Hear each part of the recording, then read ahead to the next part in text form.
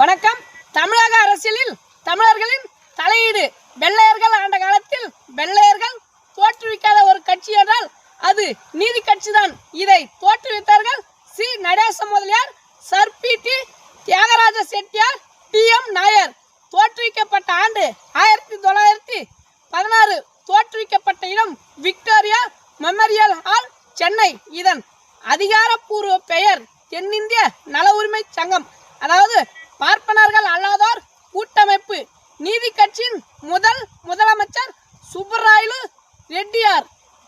பனகல் அரசர் முனுசாமி நாயுடு. பொப்பிலி அரசர் sir P T. Thyagaraja Chettiar. Bobbili அரசர் கடைசியாக கே.வி. ரெட்டியார். 1938 நீதி கட்சியை கலைத்துவிட்டு திராவிடர் கழகம் உருவானது.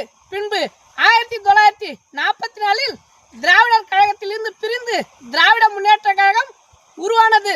திராவிட முன்னேற்ற கழகத்தின் முதலமைச்சர் அண்ணா, பிறகு கலைஞர்.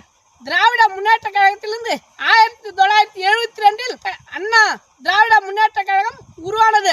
அண்ணா திராவிட முன்னேற்ற கழகத்தின் முதலமைச்சர் எம்ஜிஆர், பிறகு எம்ஜிஆர், ஜெயலலிதா, கலைஞர், பிறகு ஜெயலலிதா, கலைஞர், ஜெயலலிதா, கடைசியாக ஸ்டாலின். இப்படி தமிழ்நாட்டை மலையாளியும் கன்னடனும் தெலுங்கனும் கூறு போட்டார்கள். இதுதான் தமிழக அரசியலில் இந்த நீதி கட்சி என்று சொல்லக்கூடிய திராவிட முன்னேற்ற கழக, அண்ணா திராவிட முன்னேற்ற கழகத்தின் செயல்பாடு. இவர்களால தமிழர்கள் எல்லாம் ஆயிட்டான் கருவாடு. அப்ப தமிழ் என்னதாங்க பண்ணினா இவங்களுக்கு பூஜா தூக்கணும்னா இதுதான் உண்மை. இதை நான் ஏதோ போற போக்கில் சொல்லலை, நான் படித்து தெளிஞ்சுதாங்க சொல்கிறேன்.